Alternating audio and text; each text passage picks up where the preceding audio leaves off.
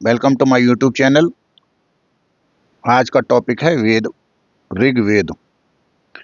आइए शुरू करते हैं। हमारा समाज पुरातन काल से शास्त्रों के बताए गए ज्ञान, नियमों और उपनियमों के अनुसार ही कर्म करता चला आ रहा है। ये शास्त्र क्या है, ये कहाँ से आए, कैसे इन सब शास्त्रों की रचना, उत्पत्ति हुई के बारे में अवगत कराते हैं। भगवत गीता के चौथे अध्याय के प्रथम श्लोक में श्री कृष्ण अर्जुन से कहते हैं कि ये दिव्य ज्ञान वे पहले ही सूर्य देव को 12 करोड़ वर्ष पहले दे चुके हैं। सूर्य देव ने ये दिव्य ज्ञान मनुष्य के पिता मनु को उपदेश के लिए दिया, उपदेश के रूप में दिया। फिर मनु ने यह उपदेश इक्ष्वाकु को दिया। ये मौखिक ज्ञान आगे की ओर उत्तरोत्तर बढ़ता गया, इसलिए इसे अपौरुषेय भी कहा जाता है। उसके बाद इस ज्ञान को ऋषि मुनियों द्वारा अपने शिष्यों को सुनाया जाता रहा। महर्षि कृष्ण द्वैपायन के समय तक मनुष्य की स्मृति कम होती गई और मौखिक ज्ञान को याद रखना मुश्किल होता गया। अतः महर्षि कृष्ण द्वैपायन द्वारा इस ज्ञान को संकलित कर 4 भागों में बांट दिया गया। यही 4 भाग आगे चलकर 4 वेद कहलाए। वेद प्राचीन भारत के पवित्रतम साहित्य हैं, जो हिंदुओं के प्राचीनतम और आधारभूत धर्म ग्रंथ भी हैं। वेद विश्व मानव के कल्याणदायक ग्रंथ रत्न हैं। भारतीय संस्कृति में वर्णाश्रम धर्म के मूल और सबसे प्राचीन ग्रंथ हैं। शास्त्रों को 2 भागों में बांटा गया है, श्रुति शास्त्र और स्मृति शास्त्र। श्रुति शास्त्रों में चारों वेदों ईशावास्योपनिषद को बांटा गया है, क्योंकि इसमें परम ब्रह्म परमात्मा परमेश्वर परमेश्वरी ने प्राचीन ऋषियों और ऋषिकाओं को उनके अंतर्मन में इस ज्ञान को सुनाया था। इन्हें श्रुति शास्त्रों में इसलिए रखा गया है क्योंकि इनमें ईश्वर की वाणी का उन ऋषियों द्वारा शब्दांतरण है। पुरातन काल में वेदों को लिखा नहीं गया था, इनको गुरु अपने शिष्यों को सुनाकर याद करवा देते थे। इसी प्रकार परंपरा आगे तक चलती रही। स्मृति शास्त्र या ग्रंथ में मनुस्मृति जैसे शास्त्र रखे गए, जिसमें समाज, परिवार, व्यापार, दंड आदि के जो प्रावधान थे वो मनु द्वारा विचरण और वेदों की वाणी पर आधारित थे, लेकिन ये ईश्वर द्वारा कहे हुए शब्द नहीं थे, इसलिए इन्हें स्मृति ग्रंथ माना गया, मनुस्मृति जैसे। आइए वेदों के संबंध में बात की जाए। वेद हैं 4: ऋग्वेद, यजुर्वेद, सामवेद, अथर्ववेद। यजुर्वेद के संबंध में पिछली वीडियो में आपको अवगत कराया जा चुका है। यदि आपने अभी तक नहीं देखा है तो हम आपको इसी चैनल पर जाकर उसे देखने के लिए हाईली रिकमेंड करते हैं। और आज इस वीडियो के माध्यम से ऋग्वेद के संबंध में अवगत कराने का प्रयास करेंगे। आइए देरी ना करते हुए वीडियो को प्रारंभ करते हैं। ऋग्वेद या ऋग संहिता। ऋग्वेद में सृष्टि के पदार्थों का ज्ञान है। इसमें ईश्वर, जीव और प्रकृति के गुण, जीवन के आदर्श सिद्धांत और व्यवहारिक ज्ञान वर्णित है। ऋच्यन्ते स्तुयन्ते अनया इति ऋक्, अर्थात देवताओं की स्तुतियों और उनके प्रति गाई गई प्रार्थनाओं का वेद ऋग्वेद कहलाता है। चारों वेद में ऋग्वेद का महत्व सबसे अधिक है। ये विश्व में सबसे प्राचीन ग्रंथ है। यह भाषा और भाव की दृष्टि से अन्य वेदों से प्राचीन है। ऋग्वेद से हमें आर्यों के जीवन, व्यवहार, राजनीतिक प्रणाली, तत्कालीन इतिहास की जानकारी मिलती है। 10वें मंडल के पुरुष सूक्त में चातुर्वर्ण समाज का उल्लेख है। सर्वप्रथम शूद्र का उल्लेख इसी में किया गया है। ऋग्वेद में समाज के चारों वर्णों के दायित्व, व्यवसाय, सामाजिक, जातिगत स्थितियों और विशेष अधिकारों व कर्तव्यों का स्पष्ट वर्णन है। इसमें ऋग्वेद के 8वें मंडल में हस्तलिखित ऋचाएं हैं, जिन्हें खिल कहा जाता है। इसमें इंद्र के लिए 250 और अग्नि के लिए 200 ऋचाएं मिलती हैं। ऋग्वेद में 3 भाग हैं: शाकल जिसमें 1017 सूक्त हैं, बालखिल जिसमें 11 सूक्त हैं, बासकल जिसमें 56 सूक्त हैं, जो अब उपलब्ध नहीं है। ऋग्वेद में 52 अवतार के 3 पगों का भी उल्लेख है। वेद शब्द का अर्थ ज्ञान है। वैदिक वाङ्मय के 4 भाग हैं: संहिता, ब्राह्मण, आरण्यक और उपनिषद। मंत्रों के समूह का नाम ही संहिता है। संहिता के 4 भेद हैं: ऋग संहिता, यजु संहिता, साम संहिता और अथर्व संहिता। वेदमयी में 3 वेद आते हैं: ऋग्वेद, यजुर्वेद और सामवेद। अथर्ववेद बाद में लिखा गया, इसलिए इसमें नहीं आता। शाखाएं इसकी: पतंजलि ने ऋग्वेद की 21 शाखाएं स्वीकारी हैं।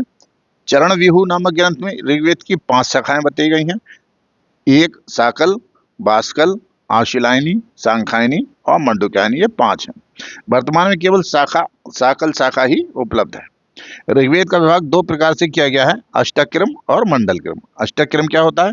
अष्टक्रम में समस्त वेद को 8 अष्टकों में विभक्त किया गया है। प्रत्येक अष्टक में 8 अध्याय हैं। प्रत्येक अध्याय को अध्ययन की सुविधा के लिए वर्गों में बांटा गया है। इस प्रकार ऋग्वेद में 8 अष्टक, 64 अध्याय और 2006 वर्ग हैं। अष्टक मंडल में मुख्य सूक्त 92 है और खिल सूक्तों सहित ये संख्या 103 हो जाती है। मंडल क्रम आघृत विभाग को अधिक ऐतिहासिक और वैज्ञानिक माना जाता है। मंडल क्रम में कुछ 10 मंडल, 85 अनुभाग और 1017 सूक्त हैं। 10 मंडल होने के कारण इसे 10 तई भी कहते हैं। इन सूक्तों के अतिरिक्त 11 सूक्त बालखिल्य नाम से विख्यात हैं, जिनका स्थान अष्टम मंडल के मध्य सूक्त 49 से लेकर सूक्त 59 तक है। इनमें मंत्रों की संख्या 80 है। खिल का अर्थ है परिशिष्ट या बाद में जोड़े गए मंत्र। सूक्तों सहित ये संख्या 103 हो जाती है। इस प्रकार ऋग्वेद में कुल 1028 सूक्त हैं। खिल सूक्तों को स्वाध्याय के समय पढ़ने का विधान है, किंतु ना तो इनका पद पाठ मिलता है और ना ही इनकी अक्षर गणना में इनका समावेश होता है। ऋग्वेद के आचार्य कौन है? ऋग्वेद के आचार्य हैं पैल और ऋग्वेद के देवता अग्नि हैं। ऋग्वेद के ऋत्विक पुरोहित या पढ़ने वाले होता या होत्र कहलाते हैं। ऋग्वेद का उपवेद है एक आयुर्वेद, जो चिकित्सा से संबंधित है। रचयिता हैं इसके धनवंतरी। ऋग्वेद की रचना व रचना काल किस समय का है ये बताते हैं। ऋग्वेद की रचना सप्त सिंधु प्रदेश में हुई थी। बाल गंगाधर तिलक के अनुसार ऋग्वेद की रचना 6000 ईसा पूर्व में हुई। मैक्स मूलर के अनुसार ऋग्वेद की रचना 1200 से 1000 ईसा पूर्व में हुई। विंटर नित्स के अनुसार ऋग्वेद की रचना 3000 ईसा पूर्व में हुई, किंतु सर्वमान्य जो मत है वो ऋग्वेद की रचना का 1500 से 1000 ईसा पूर्व का माना जाता है। अब सूक्तों का विभाजन, इसमें जो सूक्त हैं उनका विभाजन 1028 सूक्त हैं। कौन के ऋषि कौन कौन है? तो पुरुष सूक्त इस संहिता का 10वें मंडल के 90 में सूक्त पुरुष सूक्त कहलाता है और 10वें मंडल का 129वां सूक्त जो है वो नासदीय सूक्त कहलाता है और 10वें मंडल का 121वां सूक्त हिरण्यगर्भ सूक्त कहलाता है। 10वें मंडल का 191वां सूक्त संज्ञान सूक्त कहलाता है और 10वें मंडल का 34वां सूक्त अक्ष सूक्त कहलाता है। 10वें मंडल का 85वां सूक्त विवाह सूक्त कहलाता है। इस विवाह सूक्त कहलाता है। अब इसका प्रथम अध्याय में 191 सूक्त हैं और इसके ऋषि हैं मधुच्छंदा, मेघातिथि, दीर्घतमा और अगस्त। सेकंड अध्याय में 43 सूक्त हैं। इसके ऋषि हैं गिरसमत और उनके वंशज। थर्ड अध्याय में 62 सूक्त हैं और उनके ऋषि हैं विश्वामित्र और उनके वंशज।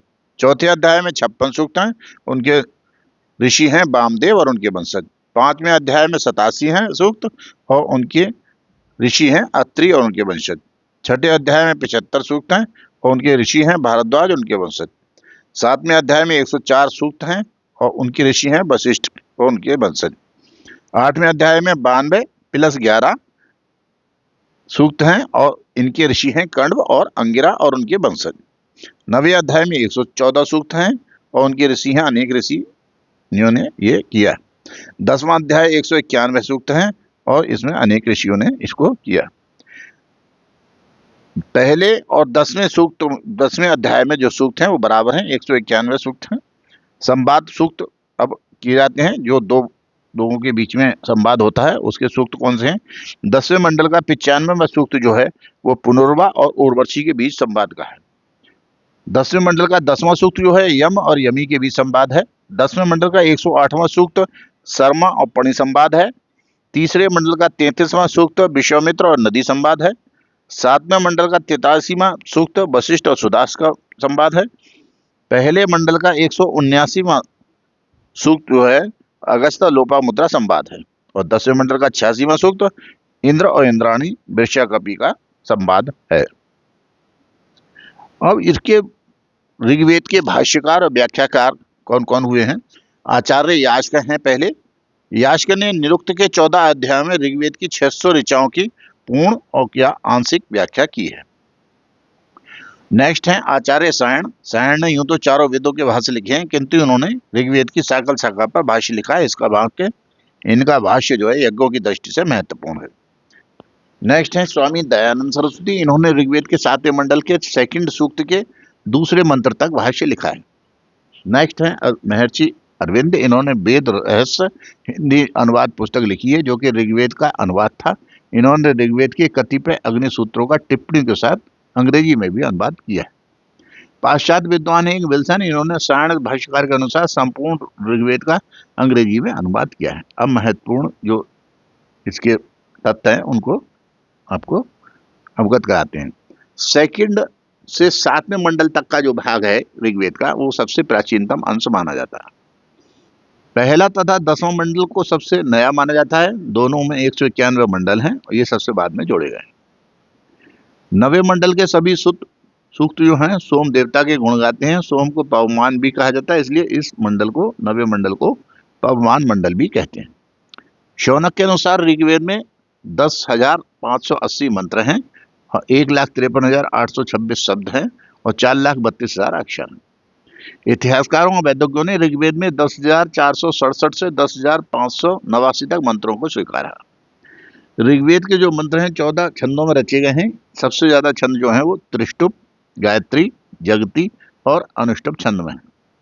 देवता कौन है इसके, तो ऋग्वेद के अनुसार देवताओं की संख्या कुल 33 है, जिसमें 11 पृथ्वी में, 11 अंतरिक्ष में और 11 लोक में है। वेदों के अनुसार कोटि शब्द जो है वो प्रकार के लिए प्रयोग किया गया, न कि संख्यावाचक करोड़ के लिए। ऋग्वेद में इंद्र को सर्वमान और सबसे अधिक शक्तिशाली देवता माना गया है। इंद्र की स्तुति में ऋग्वेद में 250 सूक्त हैं। ऋग्वेद में महामृत्युंजय मंत्र जो है 7वें मंडल का 59वां 12वां वर्णित है। विश्वविख्यात गायत्री मंत्र जो है 3रे मंडल का 62वां सूक्त 10वां छंद है, ये ऋग्वेद में वर्णित है। गायत्री मंत्र सूर्यदेव सावित्री को समर्पित है। ऋग्वेद के नासदीय सूत्र जो है 10वें मंडल का 129वां जो है वो नासदीय सूक्त कहलाता है। इसमें निर्गुण ब्रह्म का वर्णन है। ऋग्वेद में आर्यों के निवास स्थल के लिए सर्वत्र सप्त संदर्भ शब्द का प्रयोग किया गया है। इस वेद में लगभग 25 नदियों का उल्लेख किया गया है, जिसमें सर्वाधिक महत्वपूर्ण नदी जो है वो सिंधु मानी गई है और सर्वाधिक पवित्र नदी जो है सरस्वती को माना गया है। इसमें गंगा का 1 बार और यमुना का 3 बार उल्लेख हुआ। ऋग्वेद में राजा का पद वंशानुगत होता था। ऋग्वेद के 9वें मंडल में सोमरस की प्रशंसा की गई है और इस वेद में गाय के लिए अहन्य शब्द का प्रयोग किया गया है। इस वेद में केवल हिमालय पर्वत और उसकी एक चोटी मुंजवंत का उल्लेख किया गया है।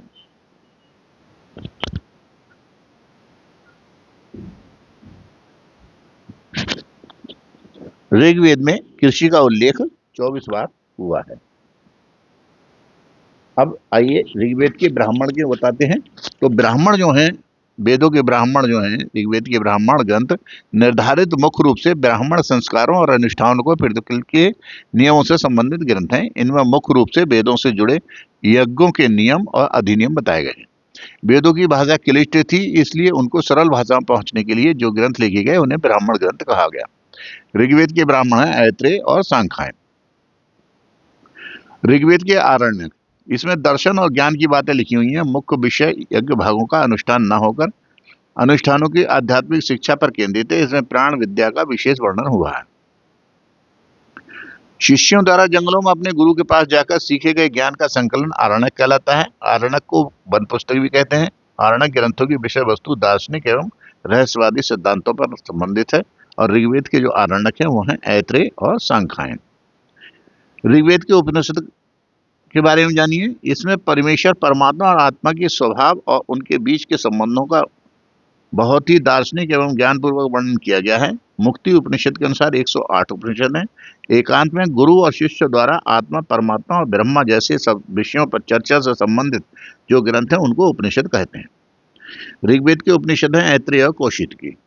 ऋग्वेद के शिक्षा ग्रंथ कौन कौन से हैं और क्या होते हैं शिक्षा ग्रंथ? विशुद्ध उच्चारण करने का ज्ञान प्रदान करने वाली रचना जो है वो शिक्षा कहलाती है और ऋग्वेद के शिक्षा ग्रंथ हैं पाणिनीय शिक्षा, इसके रचयिता पाणिनि न होकर के दाक्षी पुत्र हैं। सुरंगांगस्वा कुशा शिक्षा, षोडश श्लोकी शिक्षा, सहस्त्रीय शिक्षा और अपिशली शिक्षा। ऋग्वेद के स्रोत सूत्र क्या हैं? स्रोत सूत्र क्या होते हैं? तो स्रोत सूत्र, इसमें महत्वपूर्ण वैदिक यज्ञों, बड़े बड़े यज्ञों की विधियों का क्रमबद्ध वर्णन है। ये स्रोत या वैदिक यज्ञ 14 प्रकार के होते हैं। 7 प्रकार के हविर यज्ञ और 7 प्रकार के सोम यज्ञ। ऋग्वेद के स्रोत सूत्र हैं सांख्यायन और आसवलायन। अब ऋग्वेद के गृह सूत्र के बारे में जानिए। तो गृह सूत्र क्या होते हैं? गृहस्थ के जन्म से मृत्यु पर्यंत 16 संस्कार, 7 पाक यज्ञ, 5 महायज्ञ, मुहूर्त और आदि विभिन्न विधानों, उत्सवों का, घर में होने वाली यज्ञों की विधियां, विधिवत वर्णन इसमें है। ऋग्वेद के गृह सूत्र कौन कौन से हैं? आश्वलायन, सांख्यायन और कौशिकी। अब आइए ऋग्वेद के शुल्ब सूत्र के बारे में। यज्ञ वेदी बनाने की विधियां वेदी निर्माण रीति, ज्यामितीय, गणितीय, कल्पना, सिद्धांत आदि इसमें विवेचन है। ऋग्वेद के शुल्क सूत्र कोई नहीं है। ऋग्वेद के प्रतिशाख क्या है? वैदिक शिक्षा का प्रतिनिधित्व प्रतिशाख साहित्य में मिलता है। प्रत्येक संहिता का निजी प्रतिशाख होता है। ऋग्वेद के प्रतिशाख को पार्षद या परिशत्र सूत्र भी कहा जाता है। इस प्रकार ऋग्वेद के संबंध में आपको अधिक से अधिक जानकारी की गई है। जानकारी आपको अच्छी लगी हो और कुछ जानकारी मिली हो तो आप उसको शेयर कीजिए, कमेंट कीजिए और लाइक कीजिए। नए हैं तो सब्सक्राइब कीजिए ताकि आपको इसी प्रकार के वीडियो आपको आगे भविष्य में आसानी से स्वतः मिलते रहें। इस प्रकार इसका समापन करते हैं। Thank you. जय हिंद।